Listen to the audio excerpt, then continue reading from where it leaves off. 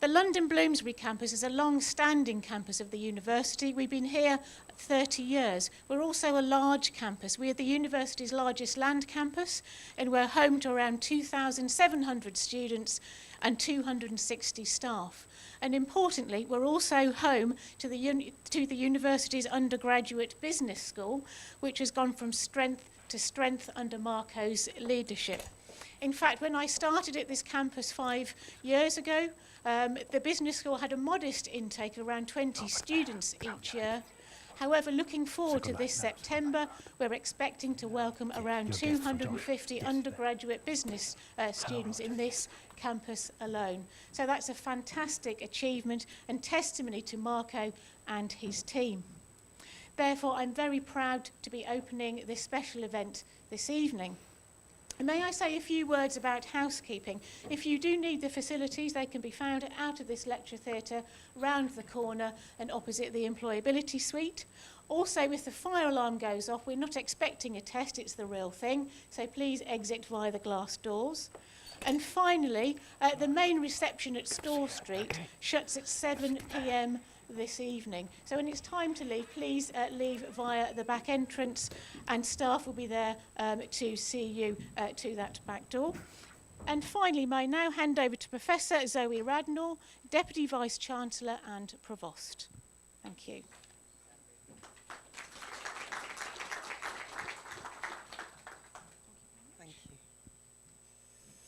Thank you very much indeed, Sandy. And I would also like to extend a really warm welcome to everybody this evening for this second inaugural lecture in our series. And these continue to be a significant and important event in the ULaw calendar. And we were very proud that Professor Craig Mahoney, our new deputy, no, he's not a deputy at all, he's the Vice-Chancellor, held the first inaugural lecture in Moorgate only a few weeks ago, and we're so delighted that Marco is doing the second one. So I am really pleased to introduce Professor Marco Mongiello, who is the PVC business, and he's been in that role since January 2021. Marco says that he is a chartered accountant, and he lectures on strategic accounting and explores the language of accounting can be best used to support effective decision making. So I'm quite interested in the title of tonight's lecture, which is Accounting Insights, Foresights and Hallucinations. As Marco often says, accounting is one of those topics that if you want to put people to sleep, you say you're going to do a talk on accounting. But I'm pretty certain that's not going to happen this evening, if the first slide is anything to go by. Before ULaw, Marco was at the University of Surrey, Imperial College and Westminster University, and I know he's got some colleagues from those institutes here this evening, so it's wonderful to see you. So thank you very much for coming. At Imperial, Marco was director across 2 key master programmes, as well as learning and teaching. When he moved to Surrey, he was executive director of postgraduate teaching programmes at the business school. And then he moved on to roles at international. Marco was at the University of Surrey, Imperial College and Westminster University. And I know he's got some colleagues from those institutes here this evening, so it's wonderful to see you. So thank you very much for coming. At Imperial, Marco was director across 2 key master programmes, as well as learning and teaching. When he moved to Surrey, he was executive director of postgraduate teaching programmes at the business school. And then he moved on to roles at international. Marco was at the University of Surrey, Imperial College and Westminster University. And I know he's got some colleagues from those institutes here this evening, so it's wonderful. This evening. And even today, Marco was at Parliament discussing and being interviewed with the MP for Sunderland Central, Julie Elliott, on the topic of digital skills. Before I hand over to Marco for his inaugural lecture, I would just like to say, as his line manager, that Marco is a fantastic colleague. He always has a smile on his face, there you go, and has an outstanding and positive attitude. His determination and commitment to make the University of Law Business School an outstanding success, and I have no doubt he will achieve that with the right support. And I'm sure there are colleagues from in this room and virtually from the business school who have benefited and will continue to benefit from Marco's energy and enthusiasm. So thank you, Marco, for that. I'd also like to thank Professor Brian Smith, who's in the room, and his colleagues and the team, including his team, the domestic student recruitment team, the outstanding Bloomsbury campus team, who have supported this inaugural series, and who without them this would not be possible. So thank you very much indeed to all of them. So with that, Marco, I'm going to hand over to you to hear all about accounting insights, foresights and hallucinations. Thank you.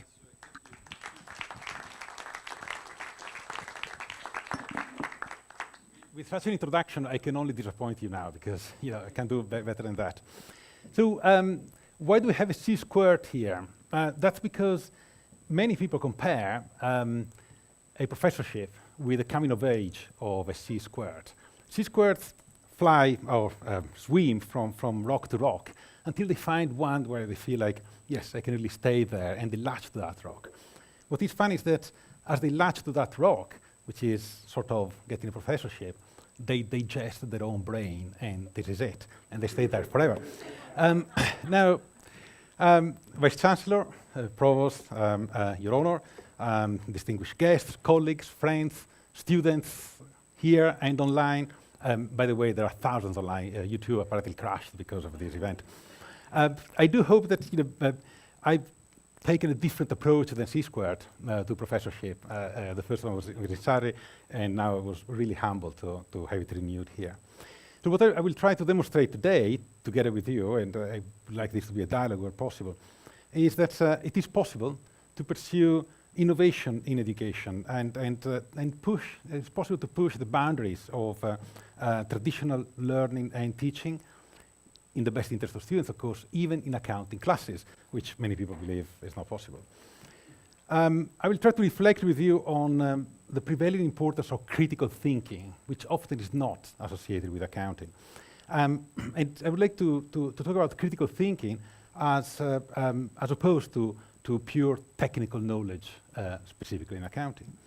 We'll also explore how data and evidence-based decision-making is being taught so much and for so long in accounting classes, economics classes, that really the time has come for a much more creative way of talking about accounting.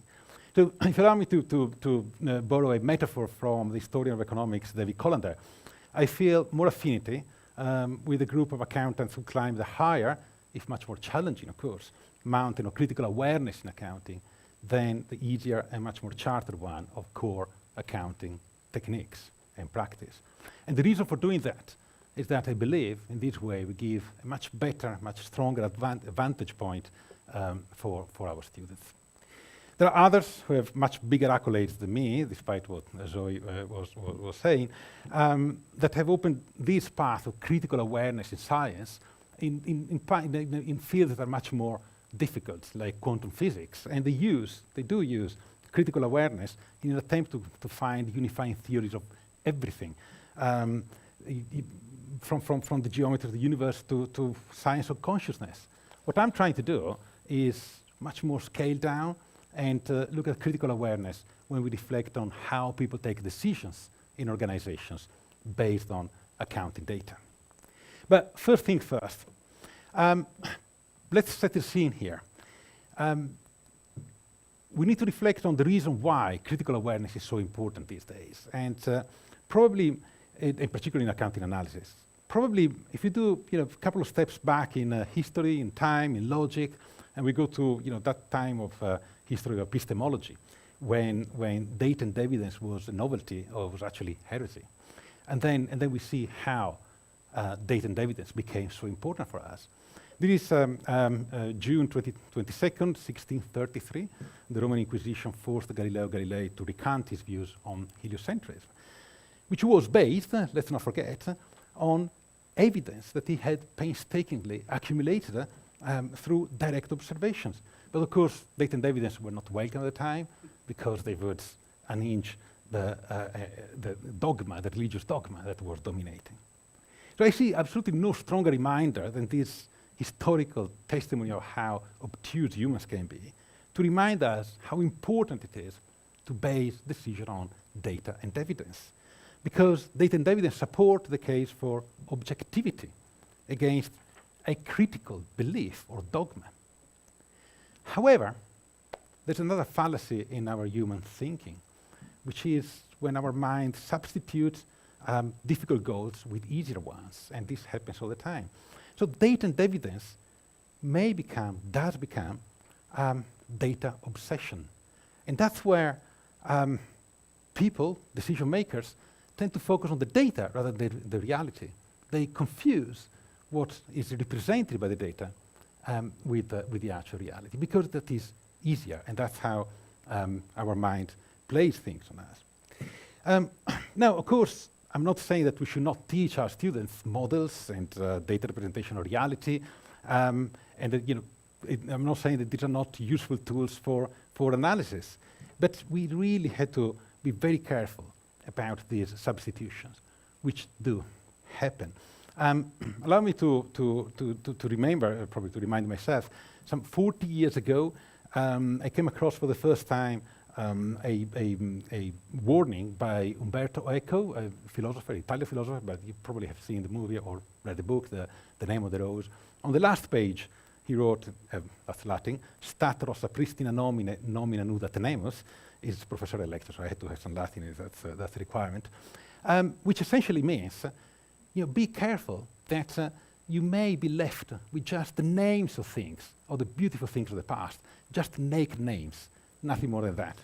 So for us, names, it's like data, accounting data, which they take us away from the reality rather than closer to the reality we want to analyze. So that's a danger. Hence, we have a duty as academics, as practitioners, many of you in this room, to administer several doses of an antidote to this gullibility, which is critical awareness. By extolling the importance of critical awareness in our students particularly, in our colleagues, then we make sure that people take decisions using unbiased information for decision making, which is what we really need if we pursue the true goals of an organization rather than the obsession with the data. So, here we are. That was the preamble. Now we start. So welcome to this evening conversation. Thank you very much for being here. What we really would like to address together with you is how accounting ended up where it is now. And obviously, we have less than 30 minutes now, so it's going to be a marathon and a quick one, a fast one. So let's start with insights. It is common knowledge that accounting is about the financial performance and financial situation of an organization. That's what everyone knows about accounting. There's also a misconception about accounting that is somewhat arcane and complicated.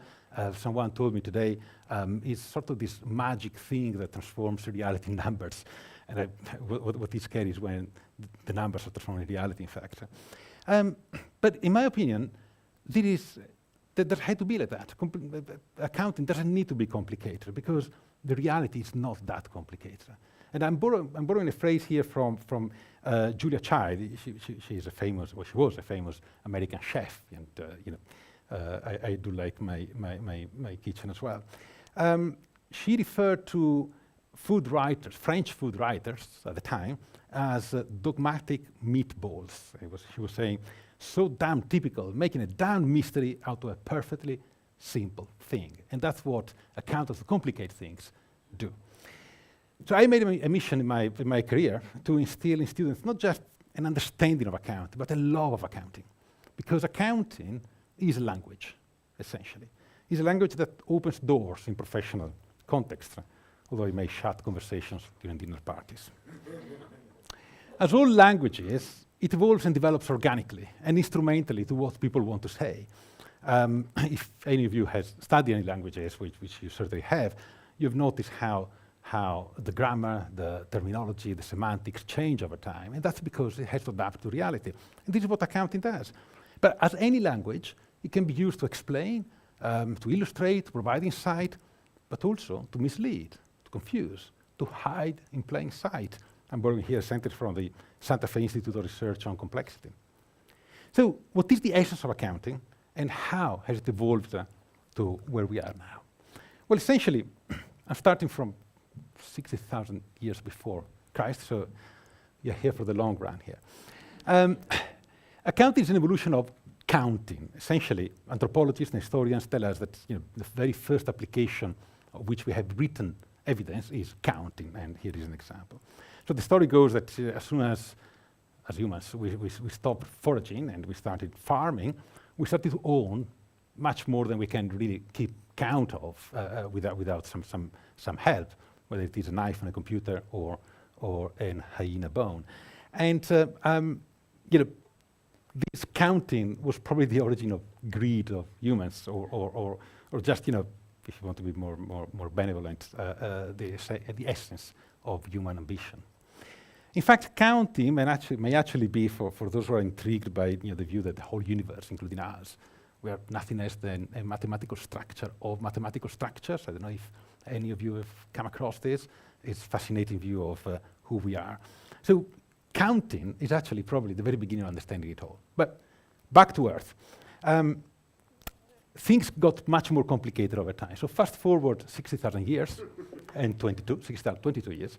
These are the accounts of Tesla for the 4 quarters of 2021. And I don't expect you to read every single line in there. But as you can see, there is no EBITDA because there's a balance sheet, Vice Chancellor. There are a few more symbols here, and much more data, many more data and information than what the Neanderthal did on the hyena bone. These accounts are based on US general accepted accounting practices, but international financial reporting standards and other principles are actually even better than these ones, really. And they have evolved in order to represent the reality of Tesla, which is a bit more complex than just probably counting pieces of fruit as the Neanderthal was doing. The reality is more complex, but on this, I want to be really clear. From my point of view, complexity is, as per the definition of complexity economics, is a definition based on the number of connections that you can have among a number of simple elements of a system. So you have an environment, and how many connections you can make, and how many outcomes you can have starting from the same starting point, give a sense of complexity. Now, many people confuse complexity with complication. Now, complication is nothing less than creating complicated solutions for simple problems, only because people don't see the simplicity of these problems. So we have to be very careful with that. And really, there are valiant efforts of many. Chris is Chris Staffman here, author of a number of articles and books that try to certainly simplify and make people understand what accounting is. But the trust in accounting numbers is often diluted. It is diluted by the boilerplate explanations and complicated presentations that really seem to be there to explain more, but confuse the reality. And so people read these accounts and get very, very much confused. I was made aware of this several times when I interviewed members of the International Accounting Standard Board over the years. I did it on behalf of my very few readers and many students. And the leitmotif, the conversation was always around why are we making principles and rules that lead to such a complicated way of presenting the accounts when reality is not that complicated. So do we really need to do that? Can we teach our students that the reality is a bit simpler and therefore can be represented in a way that is more useful? I would say, let's try. Let's step back logically. So the first level of complexity in accounting goes from when we move from counting to valuation. Now, what do you see there? 2 sheep, yeah? Okay. You can say 2 sheep, you can say 1 sheep and a lamb, maybe. So you can start to count as 1.5 sheep if you want. However, if the sheep is actually pregnant, you may think that there is a half a lamb there. So now we have 1 3/4 sheep, right? So we have 2 animals, and already counting them becomes quite complicated. This example was actually proposed by Tom Harford. He's an economist and statistician who provides these and many others more interesting than this examples to try and advocate for critical approach to statistics. But I want to elaborate further on this from a purely accounting point of view, because there are accountants here in this room, so smart people who will say, Marco, it's obvious. Just use 1 unit of measure, kilos or stones. Of course, the problem is that you don't know what you're measuring. That's the meat, the wool, all the wool you can take out of these animals. And also, in fact, what if the farmer wants to keep the sheep so that she can produce more lambs and wants to sell the lamb? So what are we measuring here? Now, accountants again say, well, just use currency, dollars, pounds, euros, and so the problem is solved. The cost of these two animals. Yes, exactly. But what cost? The cost of breeding them, the cost of maintaining them, the cost between now and when you sell them or die, or the cost of replacing them after you sold them or somehow they disappear. Well, yeah, you know where this is going. We could go an entire lecture on valuation of animals in the farming industry. If you're interested, which I doubt you are, read 60 paragraphs of the International Accounting Standard 41 on biological assets. And there is everything to know about how to value these two meek and oblivious animals that were just roaming on the grass. So we need to make our students reflect on this, because they see the accounts and they think, oh, that's a way of representing reality. And they think it's very, very complicated. In fact, what is underlying is probably not that complicated. So estimating the value of those animals is not easy. Estimating is never easy. All of us have had that pipe burst in the kitchen at some point, and you ask a plumber to make an estimate of the cost of it, and it's always all over the place, right? And anyway, it's always much less than what you end up paying. So you think that accountants have sort of learned over the years how to make these estimates, perhaps in the same industry at least. Not really. In this example, 17 years apart, two giants of the oil industry made exactly the same mistake. And the first one paid $150 million because of that mistake in how to evaluate their current reserves of oil and gas. It was not about what happens in the future. It's about what they have now underground. And 17 years after, another giant of the oil industry did exactly the same. Now, it's not all bad, so we also want to give the good news here. Because accountants do evolve, a bit like Neanderthal, and there are very good examples as well of things where accountants have become a bit more smart, if you want. Take this example. This is 2005, and up to 2005, this is how British Airways used to report its income statement. There was a gross profit there.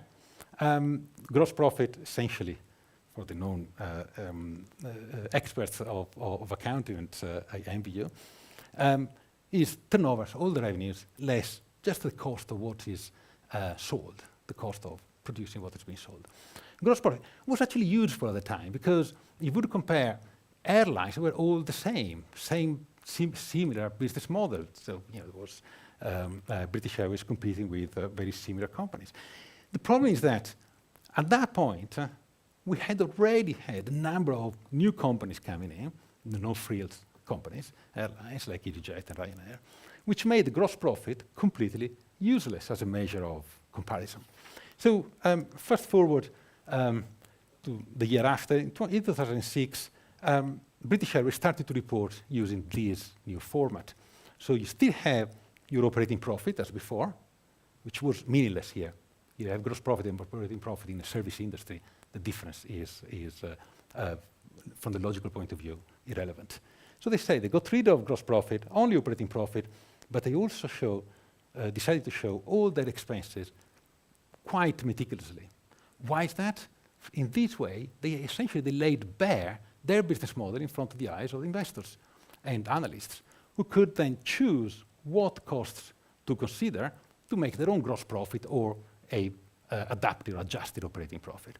In this way, analysts started to be able to compare British Airways with Qantas, with Singapore Airlines, as well as EasyJet or Ryanair, just by making their choices.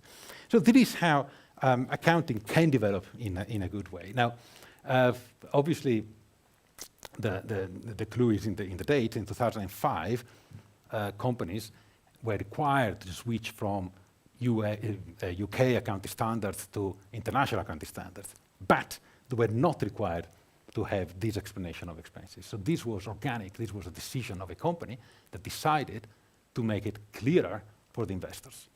And as they did that, then the entire sector followed suit. The entire sector adopted that method. Then British Airways has been then acquired by International Airlines Group, which kept the same format because it was so successful. And this is another fantastic example of accounting developing, not because rules, not because law, but because decision makers wanted to see a difference in how accountings were prepared. And this is the uniform system of accounts for the lodging industry. So we're talking about 1926 when Hilton, the hotel chain, started to have hotels in different jurisdictions around the world. And they were all reporting their performance using different frameworks. So they weren't able in the headquarters to compare the performance of their own hotels. So they said, well, you know what? We create our own system of reporting the performance of hotels. And then this became the norm for the entire industry.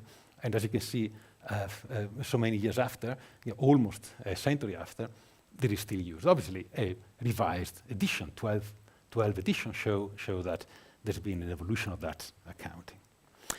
Now, this is all about past information. So we're talking about, this is the first third, so take a breath. It's the first third of this conversation, or monologue. And we look at about accounting as past. Accounting looks at the past. But really, is anyone interested in the past? To be perfectly honest, investors, analysts, are very little interested in the past of a company. What they want to know is how things will go in the future, because they're investing their money. They want to see whether it's going to be performance, good performance going forward. And this is a big problem for accountants, because okay, they're not as simple-minded as Neanderthal, but not far from that. And we keep saying that data and evidence is the basis of accounting. True and fair view is all based on objectivity. And then we tell them, you have to prepare accounts that give foresight. And indeed, if you think even the valuation of the easiest items in accounting, whether it is products that you have at the end of the year and you're unsold yet, or fixed assets, buildings, or financial assets even more, you need to have an idea of what the company wants to do with these things in order to decide how to classify them and how to measure them. So there is a lot of foresight, there is a lot of interplay of past data and forward-looking projections in accounting, which is often not associated with accounting. And that's about giving foresight. This is in the principle, this is the normal practice. But there is something more cunning that accountants can do on behalf of their CEOs. And that's providing insight in a way of priming investors, priming the readers, so that when the readers read the accounts, they start to see things in a very different way than they would have seen them if they were not primed. And that's really where we start to have very good examples. This is Tesla again. In this case, is the income statement of Tesla. I chose 2015, because there's something very interesting happening there. If you look at the items being highlighted, we're talking about energy generation and storage. Is less than half of 1% of total revenues. Now, whether you're an expert of accounting or not, believe me, there is no principle in accounting, no rule, that says that you have to report an item that is less than half of 1% of total revenues. You could put this together with others. Why did they choose to do that? Well, let's not forget, 2015 is when Tesla was accused of moving the pollution from the roads to the factory and to the landfill. That was the biggest accusation to Tesla. Critics were saying it's not true that Tesla cars are actually solely pollution in the cities, because it's actually moving it in time and location. So it was imperative for Tesla to instill in investors, even more than customers, two concepts. One, the factory is not polluting in Tesla's world. Our factories, the factory of the future, they started to have this phrase, it's not polluting. Two, batteries last really, really long. So the landfill, yes, will be filled with these batteries at some point, but really so many years from now. So the strategic report that came together with these accounts, and of course also Elon Musk's PR machine, were trumpeting about the next move into solar panels, batteries technology, the factor of the future. They push really with this phrase. This was a great example of investors who were primed to foresee the future in a very different way than the naked data would have shown. So Elon Musk made his usual interviews, Twitter, even when it was not his, he was using it. What he was trying to do was to make sure that the objective data that people could actually read were given a different but original interpretation by the investors themselves, so that they thought, investors, that, oh, I can see that it's happening. In fact, it was Elon Musk and his priming machine making them think in this way. Why is that? Because stories are much more powerful than numbers to spin heads and to make people think. They constitute, and I'm using a rather complex or sophisticated way of explaining this, they constitute frameworks for people to continuously adjust their own model of reality. What we do is we adjust continuously our model of reality by looking around, which in our case, in accounting, is how a company is performing and how it is at the moment. How do we do that? By reinterpreting constantly the external stimuli, which in this case is accounting data. So if we keep doing that, the accounting data is the same, but we have someone that makes us think how to interpret them in a different way. You can invoke neuroscience here to explain this, behavioral economics, or forget it all. If you're in a class with students from so many different backgrounds as normally happens, make them make these connections. Make them think, okay, based on your experience, based on your background, based on your culture, how can you read different numbers, different stories using the same numbers? So obviously the question is, did Elon Musk's effort work? Boy, if it did. It was a self-fulfilling prophecy at its absolute best. The story that he was talking about was not based on data and evidence at all. And yet, it was sufficiently primed that investors believed in it. So investors poured funds. You remember probably at that time when every day we heard of more money going into Tesla, which actually was losing money, and yet more money was going into it. And this money was actually put to very good use, a bit of help from Fortuna, the goddess of luck, and there we go, what happened. As of 2017, Tesla was producing less than 100,000 vehicles when the giants like General Motors, Toyota, Volkswagen were around 10 million vehicles per year. And yet the market capitalization of Tesla was comparable to General Motors, a quarter of Toyota, half of Volkswagen. Now, people wouldn't look at this that much. They were looking at the priming narrative of Elon Musk. But with a very quick calculation, really you don't even need a calculator to do this, the market capitalization per vehicle at that point was over $500,000 for Tesla and a negligible $10,000 for the others approximately.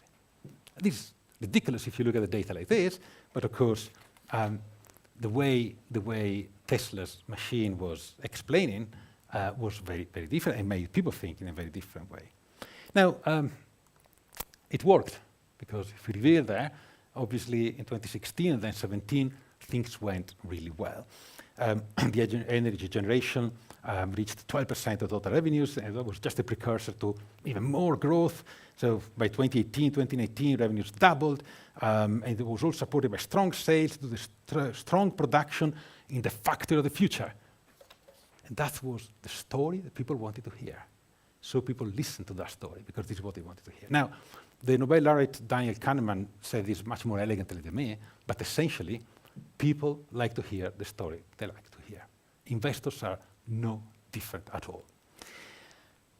And this takes us to the third part. So breathe again, because we're almost there. Hallucinations. Now, I was planning to distribute something to make hallucinations here, but I'm sure Vice Chancellor and Judge Cole would not have approved of this in a public space, so we can't do this. But it is hallucination we're talking about. Hallucinations is a term used when stories based on supposedly objective data and evidence help, in this case, to master investor support and form consensus around one interpretation of reality. And then they leverage a lot the illusion of skills. So people, investors particularly, thinking that they know, thinking that, yes, we can see that, we can see through this data and make a forecast. Essentially, it means creating a common hallucinations which become reality as long as they are sufficiently widespread. Now, it's not all bad. Now, again, let's do a step back in history. By 1858, Florence Nightingale had already tried several times to secure funds to improve the conditions in hospitals for soldiers. There was that Crimea war at the time. But to no avail.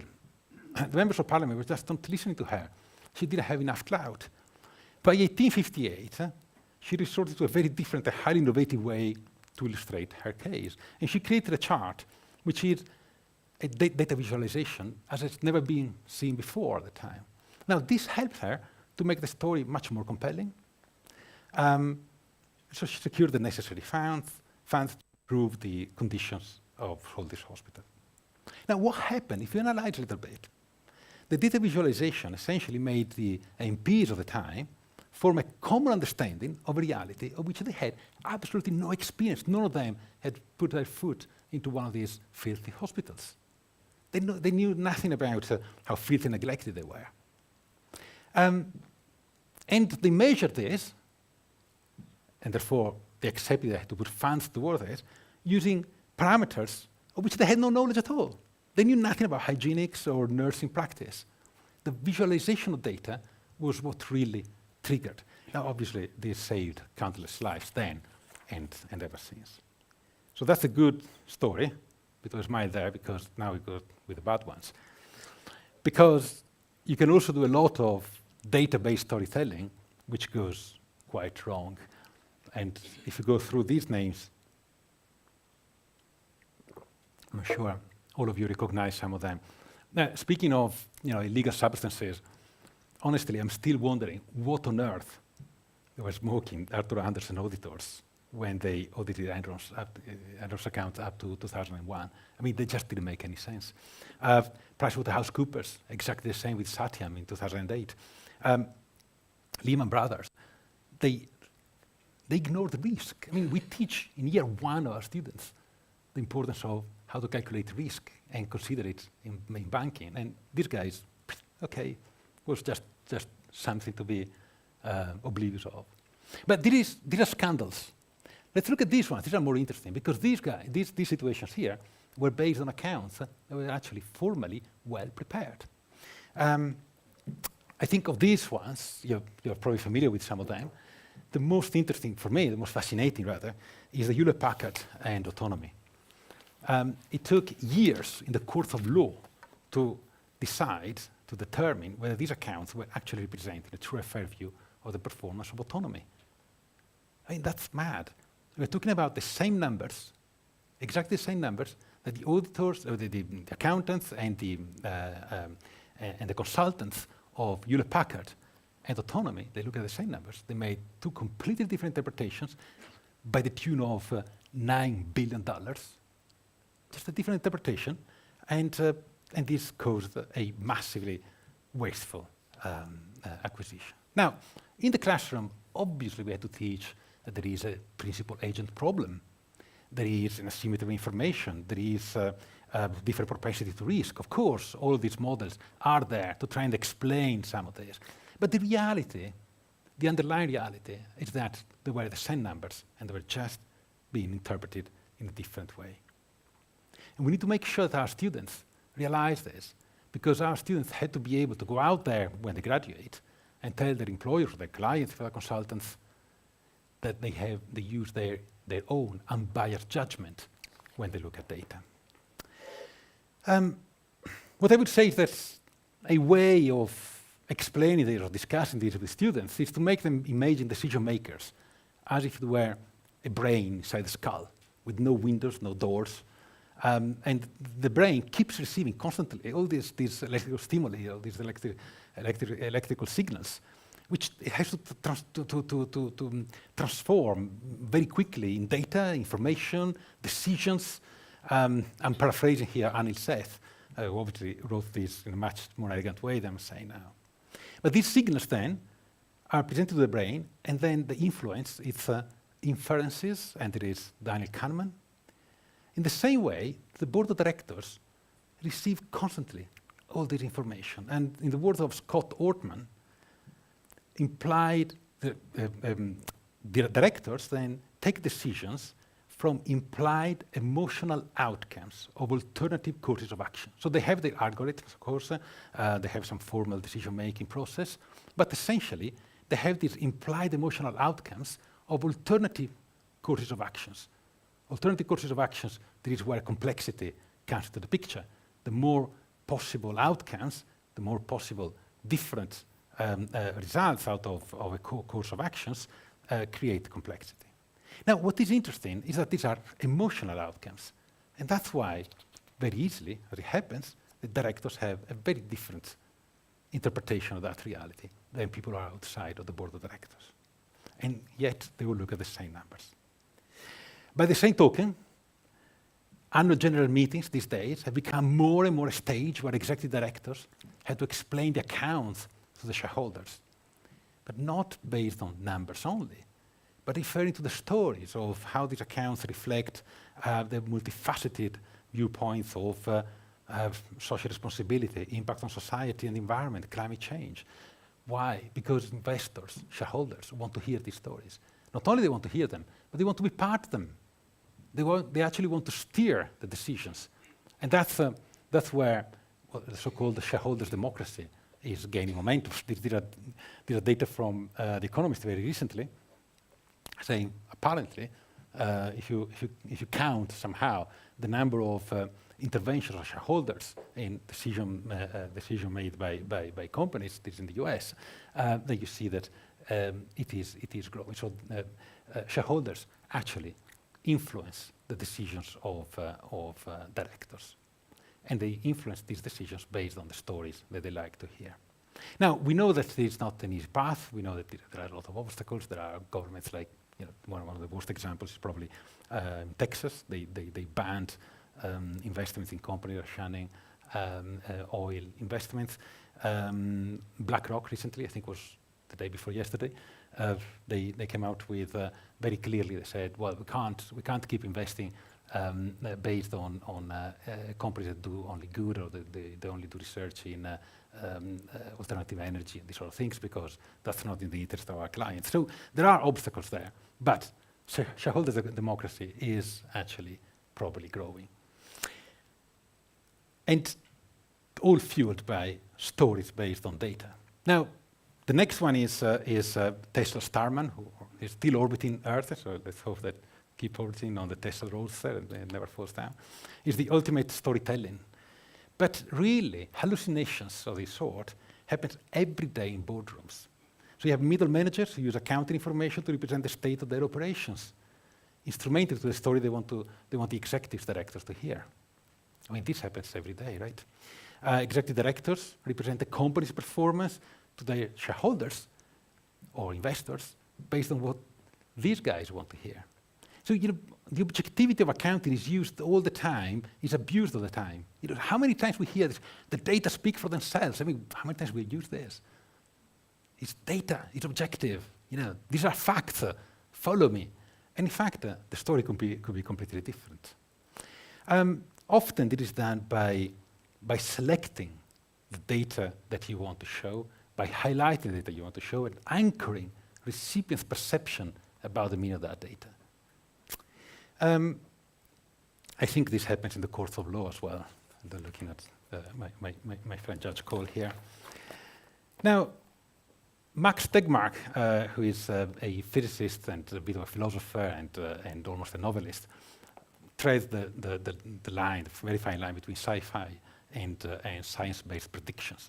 And he came up with this vision of a world where the good guys, the good part of the scientific community, puts together a super intelligent computer, super intelligent artificial intelligence, that is able to convince people, investors, to invest in companies that are socially responsible, companies that do really good, as opposed to companies that are only making the profit for the shareholders. And by doing that, everything becomes much better in the world. And of course, he also mentions that's in Life 3.0. He also mentioned all the possible risks of this. Now, what is interesting is that this was published 5 years ago, and as of today, Meta, former Facebook, is actually building what they call the largest and most powerful computer in the world to do exactly the same thing. What they want to do is to influence people to take decisions in a way that they say, of course, is for the best of humanity. And at the same time, Elon Musk is probably buying Twitter, every day. Yes, no, he's buying. I don't know. Now, is this a move in the direction that Max Tegmark is thinking of? Everything will be so much better because this massive intelligence will take us in the right direction, or maybe in the opposite direction. Time will tell. What is important is that us, in academia particularly, but also as practitioners, make our students reflect on the opportunities and the perils of these things that are happening, so that they develop their critical thinking, even healthy skepticism about everything they read. Yet not cynicism, that's probably too much because it's not constructive, but that's where our duty is. Now, I really need to give a reason for my provost here to sign off my salary every month. So how do we bring this to the classroom? Here it is. There is raw data. There is the merciless reality of bookkeepers. They see data like this on a daily basis, bookkeepers, although bookkeepers are disappearing because artificial intelligence is now taking their place. First year students in accounting, freshers, should be told about to be critical aware about the reliability of this data. It's not like because they come in forms, because they come in a certain format, then these are objective data, these are reliable, these are the truth. Not necessarily. They have to have that eagle eye and the critical thinking of how to evaluate this data. Then going forward, maybe year 2 of accounting, data needs to be sorted. Students need to understand that they can start to create the building blocks with this data. This is done by machines, as I mentioned. This data is done by machines. And this is where students need to acquire and develop that critical awareness of someone has designed a piece of software. And they may have done it in a way that standardizes the story. It's already sorting the pieces, in this case by colors, but maybe it would be more interesting to do it by size or by shape. And this system is already doing it for them. So they have to have that critical awareness of, is this what I really want out of the machine, or do I need to have a different type of machine, a different type of software? Interestingly, as the Provost mentioned earlier, this is one of the things we were talking about today in this occasion in the House of Lords. And then data have to be arranged.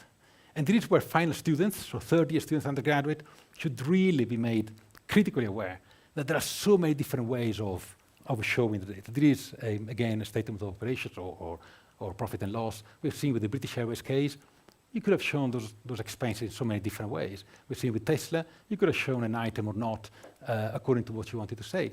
So again, this is where students at that stage, third year, need to be aware that it's not just a matter of following the rules and the principles, it's really a matter of making an interpretation. And then, of course, visualization. We just mentioned how important visualization is to prime investors in their decisions and not to be primed or biased if you are reading the accounts. And finally, of course, storytelling. You could have come up with a very different, if any of you still play with the Lego, or if you have young children or grandchildren, you know that with these spaces, you could have done this or an airplane or whatever else. The story can be completely different. And this is where I really would like all our students to demonstrate by the end of their curriculum with us that they have a critical awareness of what can happen with using data. So thank you for listening. Thank you for bearing with me. And there is a personal note.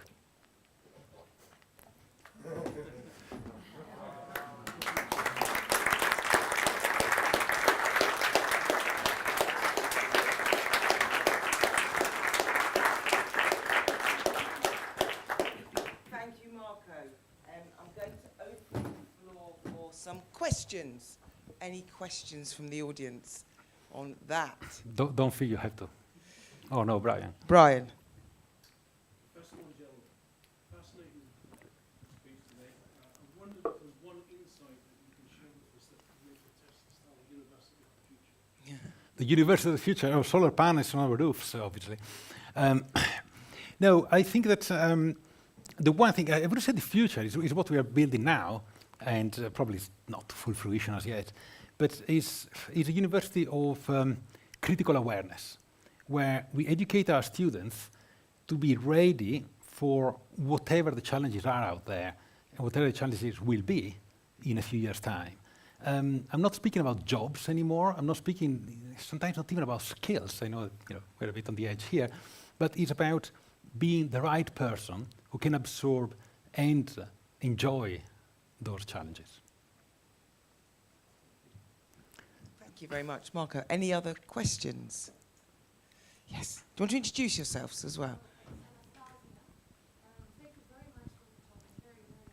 Yeah, don't expect me to run up and down as well. I can't do that. I have a question. When you talked about Tesla and the way the investors were primed or were looking at the figures, I wonder what their consultants were doing, what were their advisors doing. So at the back of my mind, I'm thinking, is it for us to believe that they were primed, or is it a game between them? Yeah, no, thank you, Anastasia, for the question.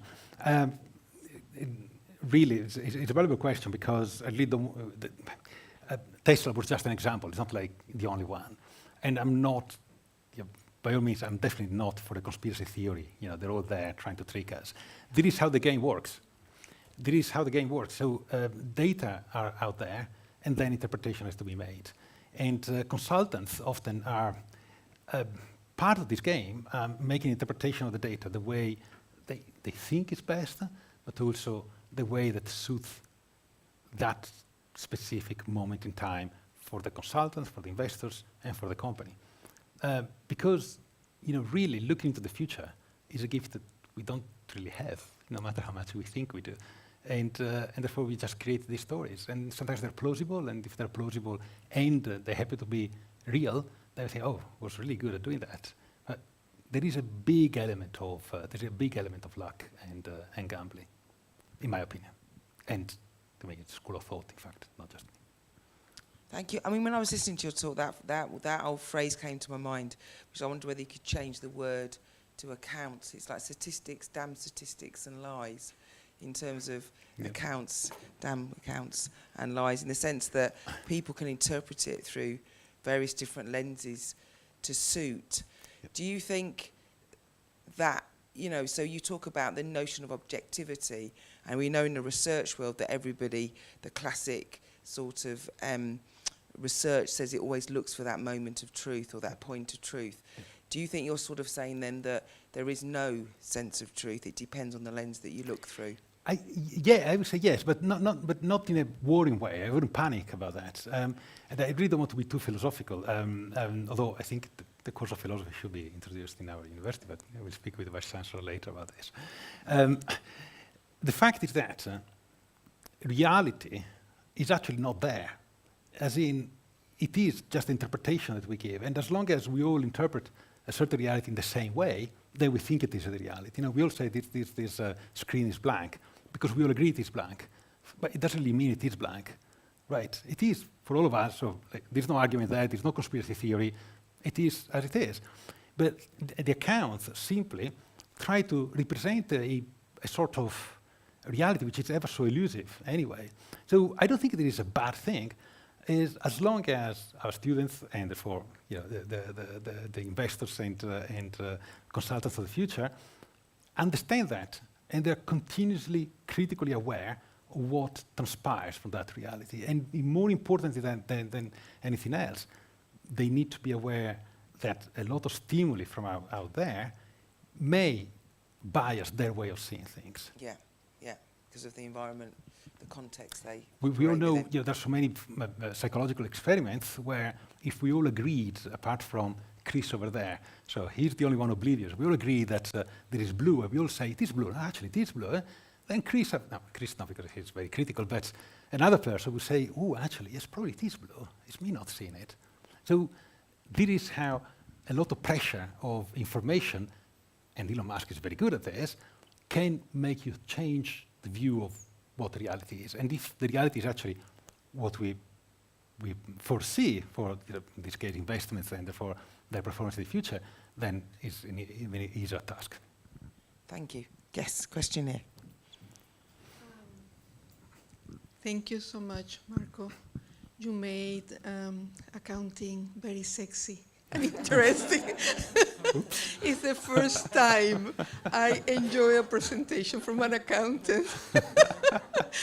Okay, sorry about that. It's just that That's it all was a really, really good I'm chuffed, I presentation. must say, but thank you. I have a question regarding that challenge in education, because there are two things that come to mind when you present what the world is becoming now, especially when all that kind of numerical calculation and presentation of data is done by computer and algorithms. So there are two things that come to mind. One of them is, are we really, or how can we really prepare the students not to repeat the calculations that we learned when we were studying accounting, but actually jumping into the new stage, which is the analysis and the creative kind of approach regarding being critical and analytical and all of that. The second thing, which is part of that danger edge, is right now, every time we disagree with some interpretation of the data, or even with the data itself, people say, no, that is true because that was done by the computers, which is a problem because, as we know, being on the side of those who calculate and organize the data, we know that you can move the data wherever way you want in order to present the best face that you want for a business or a proposition or whatever. So as an educator, how do you see that transition into the new student that we really want, that is not doing the calculations, but actually using the data itself and discerning and separating what could be true or what may not be true, and I need to double check? No, thank you for the question.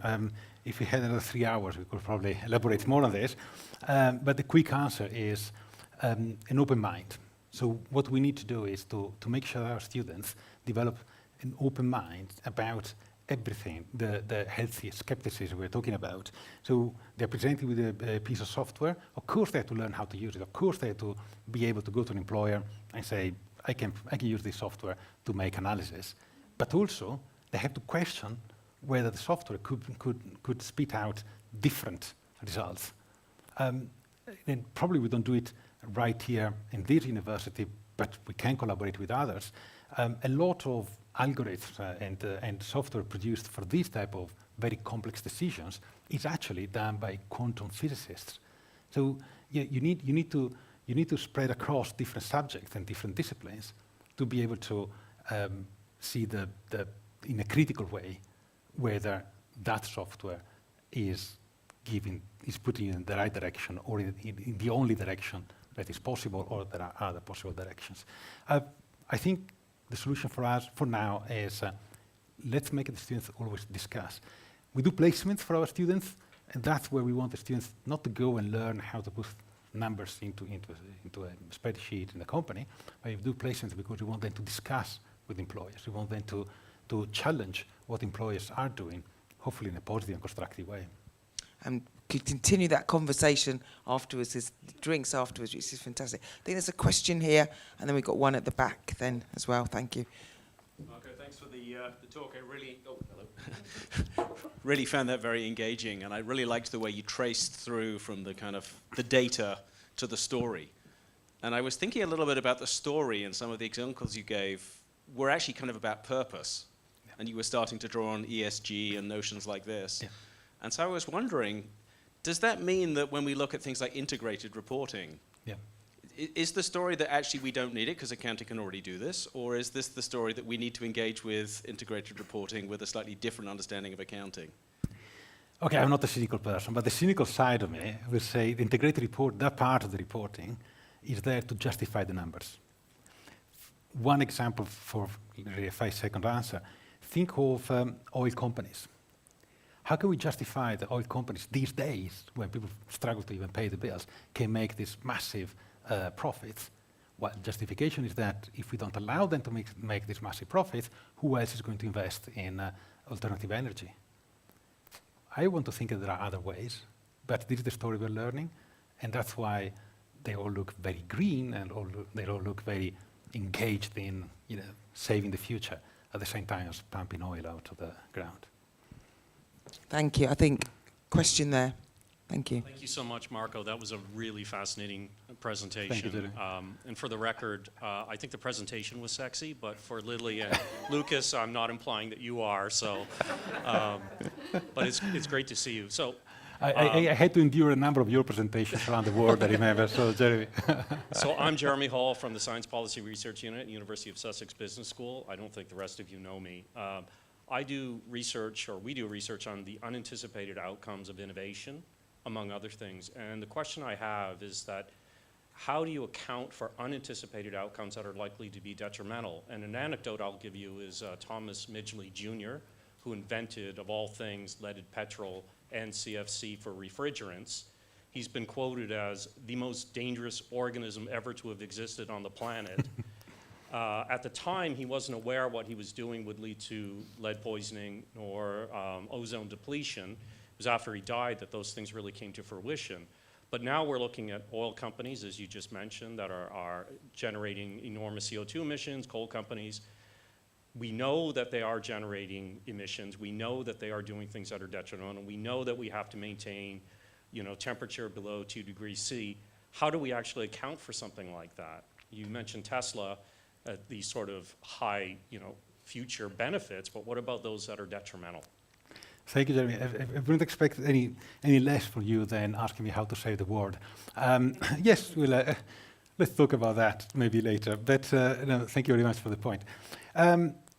You know what? Unexpected outcomes, I remember we reflected a lot on this in the past, are unexpected from the point of view of the past, right? So we expect something, then this thing doesn't happen, and it is unexpected. But if you bring this down to earth of the accounts, how many of us really go back to look at the past accounts of companies 2, 3 years, 4 years, 5 years before the time when we're looking at them for the same purpose? Often we don't do that. Well, if you do this exercise, you realize that so many times, well, not always, but so many times, companies actually change the KPIs, the key performance indicators, that show the purpose of their mission. And by doing that, they're correcting. So, if you keep correcting your trajectory, you're always on track. And so, yeah, it is unexpected, but you catch up. And that's what often accountants do, and they're complicit of this with the directors. Thank you. I think what we're going to do is stop the formal part here. But what I'd like to say is I know a number of you have travelled quite a distance. You rushed across London. And we have got further drinks and canapes in the rooms. The student ambassadors will be leading the way back. But before we do that, just 2 quick points. First of all, as I said, thank you, Marco, for the second inaugural lecture. We do have a series of inaugural lectures. These are the first of the kind in new law.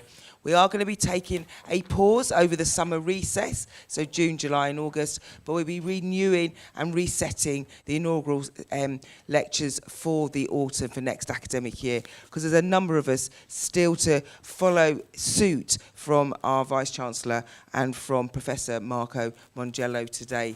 And I think it can be said, and I think we'd like to say thank you very much, Marco. The smile remained on your face. The enthusiasm was obvious, even around accounting. So I think if we could just finish off with a last massive round of applause. Thank you very much, Marco.